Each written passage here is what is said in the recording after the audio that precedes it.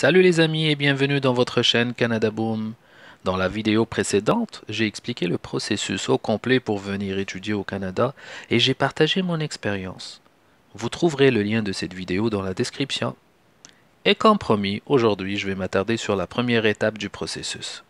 Soumettre une demande d'admission à une université ou collège. Comment, combien, quand? Dans cette vidéo, je vais répondre à toutes vos interrogations. Avant de continuer, je vais vous inviter à vous abonner à la chaîne si ce n'est pas encore fait, d'aimer et de partager la vidéo si vous la trouvez intéressante. Revenons à notre sujet. Avant de soumettre votre demande d'admission, il faut sélectionner la ville et l'université où vous voulez étudier. La plupart des étudiants étrangers vont se diriger à Montréal pour poursuivre leurs études. On peut étudier soit en anglais ou en français et plusieurs domaines d'études offerts. Une fois que votre choix est fait, il faut alors soumettre une demande d'inscription. Chaque institut a ses propres règles sur la façon de s'inscrire que vous devez respecter à la lettre. Pour cette vidéo, je vais prendre l'exemple de l'UQAM, Université du Québec à Montréal. Avant de remplir votre formulaire d'admission, il faut choisir un ou des programmes d'études.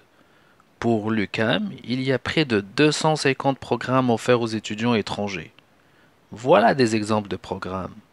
Baccalauréat en administration, baccalauréat en actuariat, baccalauréat en mathématiques et plein d'autres.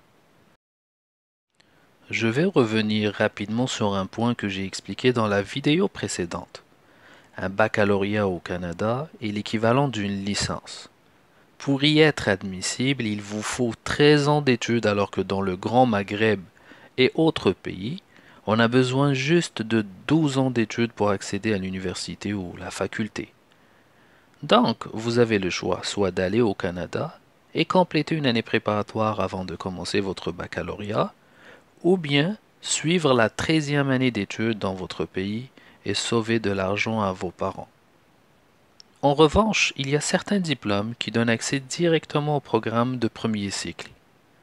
Certificat de maturité gymnasiale de la Suisse, certificat d'enseignement secondaire supérieur de la Belgique, baccalauréat européen et baccalauréat français. Bref, votre choix de programme d'études est fait et vous vous êtes assuré de respecter les conditions d'admission. Maintenant, passons à l'autre point qui est très important. Les dates limites d'admission. Ces dates diffèrent d'une place à l'autre. Pour l'UQAM, ça varie aussi selon les cycles et bien sûr les saisons. Nous allons regarder aujourd'hui les dates limites pour le premier cycle, l'équivalent d'une licence ou un baccalauréat canadien. Pour le trimestre d'automne, la date limite est le 1er mars et la session commence en septembre. Pour le trimestre d'hiver, la date limite est le 15 septembre et la session commence en janvier.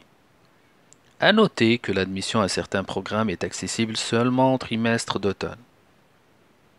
Là que vous avez choisi votre programme, consultez les conditions d'admission et vérifiez les dates limites. Vous n'avez qu'à compléter le formulaire de demande d'admission. Pour le CAM, vous pouvez le remplir soit en ligne ou bien en format papier. Une fois rempli, transmettre votre demande avec les documents requis tels que des documents relatifs à votre identité, relevé de notes, diplôme et attestation. Vous devez aussi envoyer votre résultat TFI, test de français international. Bien sûr, il faut payer des frais d'admission. Pour le CAM, ils sont de 135 $. Nous n'allons pas aborder aujourd'hui les frais scolaires, mais je peux vous dire qu'il faut vous attendre à payer un montant de plus de 15 000 $ par année pour des études universitaires.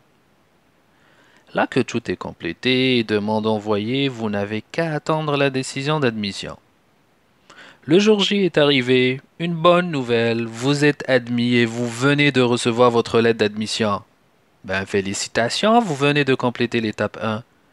Sur la prochaine vidéo, je vais vous expliquer la deuxième étape à réaliser. J'espère que vous avez trouvé le contenu intéressant. Je vous invite à laisser vos commentaires et n'oubliez pas de vous abonner pour être les premiers à visionner la prochaine vidéo. Merci.